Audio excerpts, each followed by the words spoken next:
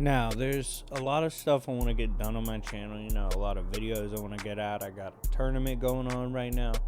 All this stuff. But I do realize at the end of the day, what the community seems to want most is videos on overpowered characters. That seems to be what really motivates you guys. So I figured, why not today bring you guys a quick video on one of the most overpowered characters and most likable characters in comics, which is Lucifer Morningstar from Vertigo, aka DC Comics.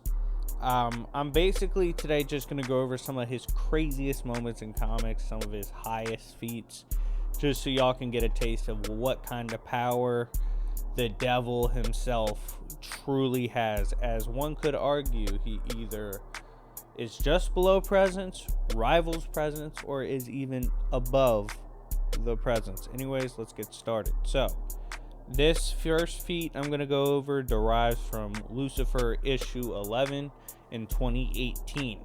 Now, we see Lucifer falling at one point, and he explains that he could continue falling because he is outside of his father's plan.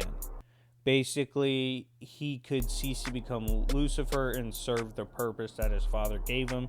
He would be completely outside of the natural / divine plan of his father himself, which is absolutely nuts that he could even survive that, because that's a high outerversal feat. Lucifer is same issue 11, 2018. In an argument he's having with another character, Lucifer states that he is actually an equal to his father, and that his father created him to be his equal, which is very interesting.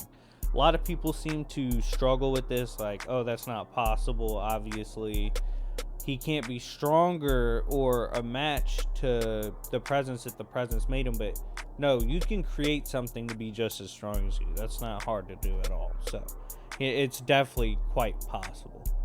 In deriving from Lucifer's issue 1 through 13 in 2000, the void that expands beyond creation, and what should be in the DC cosmology, the source wall, is added to the dimension of heaven once the portal is opened.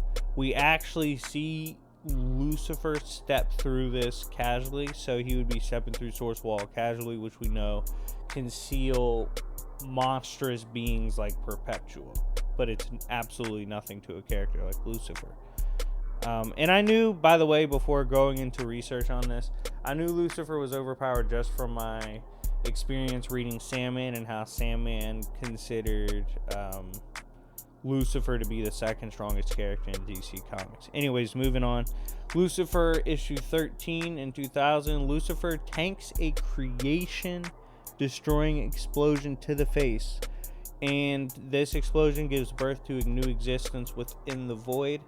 This is absolutely absurd, because in context, creation in DC includes everything seen on the map.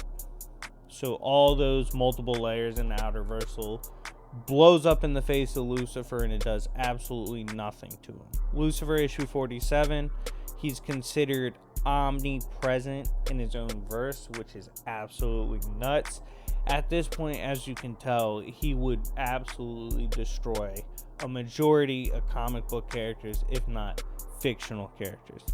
In Lucifer issue 47 in 2000, it is revealed that Lucifer has witnessed creation's end and begin again with no ill effect. He is both obviously beyond time, high outerversal as a being, and he's seen these high outerversal cataclysmic events occur and had suffered no ill effects from it. In Lucifer issue 47, Lucifer either does one of two things according to this comic. He either imposes himself on the void itself, or he becomes the void itself, which is nuts, as the void contains different creations.